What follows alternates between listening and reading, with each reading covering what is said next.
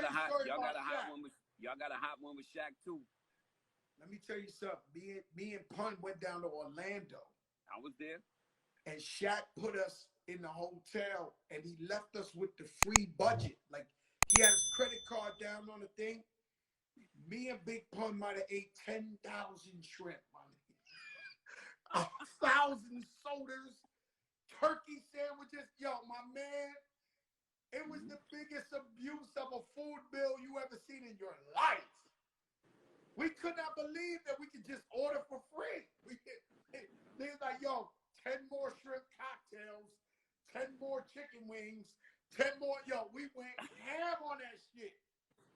Yo, they gave him a huge deal, and he was, Shaquille bag was already out. This was play money, fun for him. So they gave him a huge budget. He used the whole budget on the project. And he shout out Crazy Legs, BX Rock Steady all day. Or Albie Shore still listening. He laughing at the shit. I said, yo, listen, yo, Peter Gunz, Corey Gunz. That's my dude. That's my dude. Albie Shore is my dude. Oh, I love Albie Shore, man. He's just a real one, man. He a super real one, man. He shows so much love, man. Me and Albie just did a play. We did a play together. You and Albie Shore, y'all did a play together? A stage play, yeah, called Flow in the Church. It was dope. They brought the light skin. Let me tell you something, man. I tell you something. I gotta tell you the real. I'm locked up. I come out my cell. I come to watch TV. And they say, next up on Love and Hip Hop, Peter Gunz. I got up. Hold up, Peter. I wanted you to hear me out. I got up, went back to my cell, and actually felt depressed, right? Now, it's a different time from now and when you jumped on it. Now it's like, it's beyond accepted, and it helps your career. And so, but me knowing you, I knew you as a real street dude. And when I saw that, I said, holy shit. I went back to the cell. I barely could sleep there. And I said, damn, my man Peter Gunz. But I didn't see the vision at the time. What made you, and shout out Mona Scott and everybody, what made you say, yo, I'm going to do Love and Hip Hop?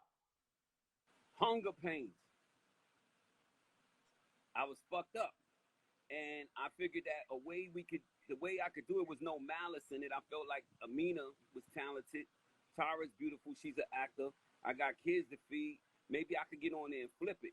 I didn't know of not having any control of what goes out. What you do, you ain't got no control of it. So, but I remember, it's funny, I remember when I first saw you, just not to skip over all that, we'll get back to it. I remember when I first saw you, you was like, why'd you do that? That's the first thing you said to me. I'll never forget it. That's why when I always want to talk to you, because I remember the disappointment when I saw you, because you always just had mad love for me, and I remember the disappointment you had when you said, Gunz, why did you do that? And it wasn't just you, it was also Busta Rhymes that I saw one time. And I said, yo, Busta, I'm about to do Love and Hip Hop. And he was like, don't do it. But see, here's the deal. Corey, for 2 or 3 years, 2 years, I didn't do it. Because I didn't want to stagnate Corey, and I didn't want Corey to have to answer for my shit in interviews or mess with his career. But at the time, things was, Corey had caught a gun charge. Things was just downhill. So I figured, let me try to parlay this into a bag, not expecting it to go, left. But when you got mouths to feed and everything is stagnated, you figure, let me try to finagle something. I'm not one to go ask nobody for shit. Let me try to get on this show and feed my family and make opportunities. So it was never no malice or no ill intent, which people always burn me for. Today they be like, yo, you went on there and embarrassed your kids, mothers, your family. That wasn't my intent. And that's how I could sleep at night, because I know I went into it with no malice. You know what I'm saying? But you really listen, let me tell you something. I was good at hunger pains. I swear to God, when you answered the question right now, hunger pains, I said, all right, cool. Because can't nobody tell nobody how to feed their family. If you're feeding your family, you do what you do.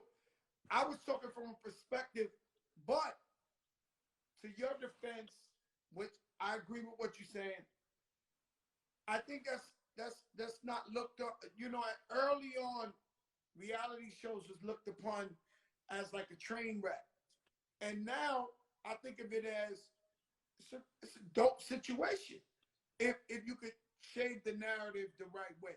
So we say the most influential people in the world are the Kardashians. That's a reality show. Right. Shaquille O'Neal. Listen to me. Right. Shaquille O'Neal, Kenny Smith, Ernie and Chuck. That's a reality show, bro. Right. We watch them every day in real time. But it depends on your outcome. So like for now, if I'm not able to put my kids, at least the ones that was around that show through college from doing the show, then it didn't work for me. It worked for the Kardashians. It works for certain people. I don't ever want to go down. You did that show and what? Because one day my kids are going to be adults, and I got to answer to what they're going to see that I did on that show. And so people always ask me, yo, Gunz, what's your biggest fear? I say my sons and my daughters. My sons and daughters getting older, and I have to explain to them what happened on that show and what I did. Let me tell you something, Peter. There's so many guys who did so much worse, brother. You went on there to feed them, bro. That's it. It's called hunger pains. I get it. You know what I'm saying? I get it. But what you been doing these days, Peter? I ain't see you. We in quarantine. What you been up to? Yo, believe it or not, they moved me out to Dallas. I'm hosting the show Cheaters. You know Cheaters? The Cheaters? Like I'm the host. Yeah, I'm out here. So you run it down on it? I know all the ins and outs of cheating, so they hired me. So I'm out here, they put me in a nice little corporate apartment, and I'm running down on niggas that's running out on their girls during quarantine. Yo, I ain't gonna lie to you, Peter. The minute Cheaters come on, I flip the channel. I'm next to my wife. I ain't watching no Cheaters. That's why I couldn't watch. They got some shit. They come on Instagram now. If you want to know if your man's cheating, I erase that shit. I don't want no particles of that going on.